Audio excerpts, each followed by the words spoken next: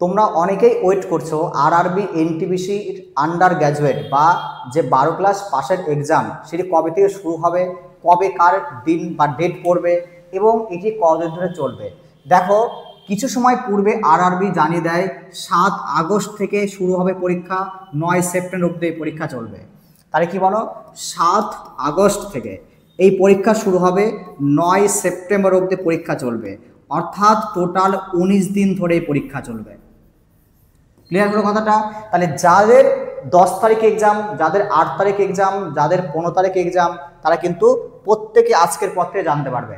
এবার বলি কথা, যে কার কবে জানা যাবে যে আমার এক্সাম সিটি কবে, কোথায় পড়ছে বা কত তারিখে পড়ছে। দেখো, যাদের 7 আগস্ট পরীক্ষা তারা আজকে থেকে অর্থাৎ 29 জুলাই থেকে জানতে পারবে। কথাটা বোঝা গেল আমার, যে যাদের 7 আগস্ট পরীক্ষা তারা কিন্তু কত 10 দিন আগে অর্থাৎ 29 জুলাই থেকে জানতে পারবে তার এক্সাম সিটি কোথায়, আন্দামান নিকোবর না ব্যাঙ্গালোর না মুম্বাই না কোথায় গুজরাটে কোথায় গান্ধীনগর কোথায় বা কাছ শহরে, প্রত্যেকে তোমরা জানতে পারবে। এবার ধরো কারো 8 তারিখে পরীক্ষা, যে আমার স্যার 8 আগস্ট পরীক্ষা, 8 আগস্ট পরীক্ষা, তাহলে তুমি কিন্তু কালকে জানতে পারবে, অর্থাৎ 30 জুলাই থেকে জানতে পারবে। তুমি 30 জুলাই থেকে তুমি জানতে পারবে। তাহলে যার যেদিন পরীক্ষা তারা কিন্তু 10 দিন আগে জানতে পারবে যে আমার কবে পরীক্ষা কেন্দ্র পড়ছে এবং কত তারিখে পড়ছে। ঠিক আছে? এবার দেখো, অনেকেই জানতে চাইছো যে স্যার আমি কিভাবে জানবো যে আমার কত তারিখে পরীক্ষা আর কোন শহরে পরীক্ষা পড়বে। তো দেখো, অফিসিয়াল পেজে তোমরা আরআরবি অফিসিয়াল পেজে যাও, গিয়ে তোমরা লিঙ্ক পেয়ে যাবে এখানে, অথবা আমি একটা লিঙ্ক ইউটিউব চ্যানেলে শেয়ার করে দেবো, তোমরা গিয়ে প্রত্যেকে দেখে নিতে পারো। তো দেখো, একটা লিঙ্ক দেখো, এখানে তোমরা বিশেষ করে দেখো কি কি করবে।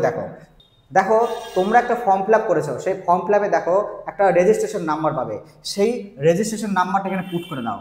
দেওয়ার পর তুমি এখানে তোমার ডেট অফ বার্থ পুট করে দাও। তারপর দেখো তুমি এখানে তোমার ডেট অফ বার্থ পুট করে দাও, করার পর এই কোডটা দিয়ে দাও, তুমি কিন্তু দেখতে পাবে যে তোমার কবে এক্সাম এবং কোন শহরে এক্সাম পড়েছে। এবার দেখো, অনেকেই যখনই ক্লিক করবে তোমরা কিন্তু দেখতে পাবে যে এই কথাটা দেখবে, dear candidate seat slip is not yet live for your application. এই কথাটি লেখা মানে মনে রাখবে যে তোমার 10 দিনের মধ্যে পরীক্ষা হবে না। অর্থাৎ যদি আজকে তোমার এই শব্দটি লেখা থাকে, dear candidate seat slip is not live yet for your application, মানে তোমার 7 তারিখে পরীক্ষা হবে না, তোমার 8 তারিখে পরীক্ষা হতে পারে। তাই তুমি কালকে চেক করো, কালকে যদি দেখো যে আবার এই লেখাটাই পাচ্ছ, তার মানে 8 তারিখে পরীক্ষা হবে না, 9 তারিখে দেখো।